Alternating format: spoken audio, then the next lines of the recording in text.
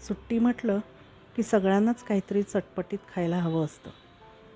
अशीच आज मी बनवली आहे ज्वारीच्या कुरमुऱ्यांची भेळ. माझी भेळ बनवण्याची पद्धत बघून घ्या.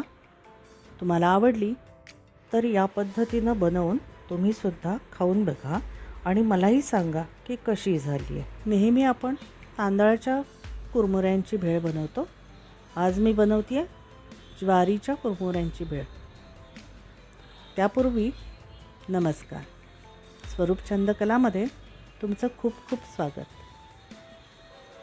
या चॅनेलवरचे बाकीचेही व्हिडिओज बघून घ्या आणि तुम्हाला जे आवडतील त्याला लाईक शेअर नक्की करा. चॅनेलला सबस्क्राईब केल्यानंतर बेल आयकॉनवर क्लिक करा, म्हणजे व्हिडिओचं नोटिफिकेशन तुम्हाला मिळालं की लगेच व्हिडिओ बघता येईल. तर चला आपण करूया भेळ. तर हे आहेत ज्वारीचे कुरमुरे आणि त्यासाठी मी इथे घेतलं आहे कांदा, टोमॅटो आणि कोथिंबीर बारीक चिरून घेतलेली आहे. भेळ बनवायची आहे म्हणून हे सगळं आपण कच्चं वापरणार. तर त्यासाठी कांदा आणि टोमॅटो बारीक चिरून घ्यायचा. जितका शक्य आहे तितका बारीक चिरायचा. त्यामध्ये सैंधव मीठ घातलं आहे आणि थोडी साखर घातली आहे. आता हे सगळं चुरडून घ्यायचं आहे.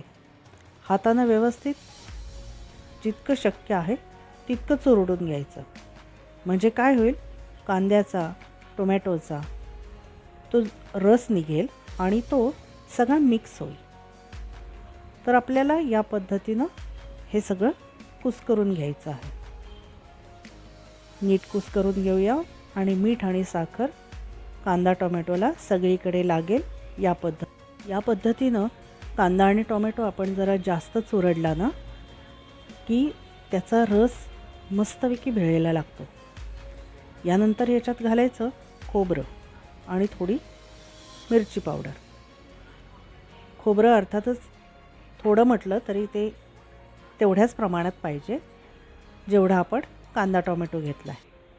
म्हणजे कांदा जेवढा घेतला आहे तेवढं खोबरं घेऊया.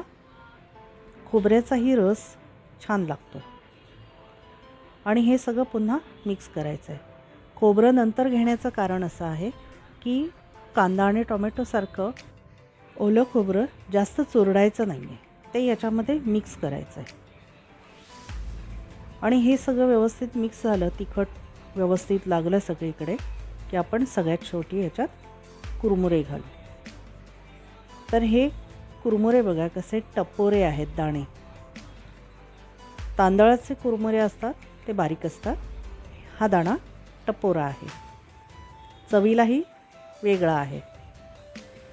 तर या कुरमुऱ्यांच्या सोबतीला मी इथे घेतला आहे चिवडा आणि फरसाण. चिवडा कुठल्याही प्रकारचा आपण वापरू शकतो, आपल्याकडे जो अवेलेबल आहे त्याप्रमाणे. आणि थोडं इथे फरसाण घातलं आहे. कुरमुरे, चिवडा आणि फरसाण घातल्यानंतर आपल्याला हे मिश्रण अजिबात चुरडायचं नाही आहे. फक्त चमच्याने मिक्स करून घ्यायचं, म्हणजे चिवडा आहे तसाच राहील, मोडणार नाही. आणि कुरमुरेसुद्धा तसेच राहतील आणि तसेच राहायला हवे आहेत. त्याचं पीठ होता कामा नये, म्हणून हे सगळं मिश्रण नंतर चुरडायचं नाही आहे. भेळ करताना एक नेहमी लक्षात ठेवायला हवं की ती बनवल्यानंतर लगेचच खायची आहे. थोडा वेळ गेला की कुरमुरे मऊ पडतात. आपल्यापैकी घरी कोणी नंतर येणार असेल किंवा थोड्या वेळानं खाणार असेल तर कांदा टोमॅटो आणि खोबऱ्याचं मिश्रण बनवून वेगळं ठेवायचं आणि कुरमुरे, चिवडा, फरसाण हे मिक्सचर वेगळं ठेवायचं. खायला द्यायच्या वेळेला एकत्र करायचं. भेळ तयार झाली की खायच्या वेळेला अशा पद्धतीनं खोबरं, कोथिंबीर घालून आपण सर्व करायची. अशी ही चिंच न वापरता, कारण इथे आपण टोमॅटो वापरला आहे, आंबट गोड चटपटीत भेळ. तर आजच्या दिवशी ही आपण भेळ एन्जॉय करूया आणि पुन्हा भेटूया पुढच्या व्हिडिओमध्ये. तोपर्यंत बाय बाय.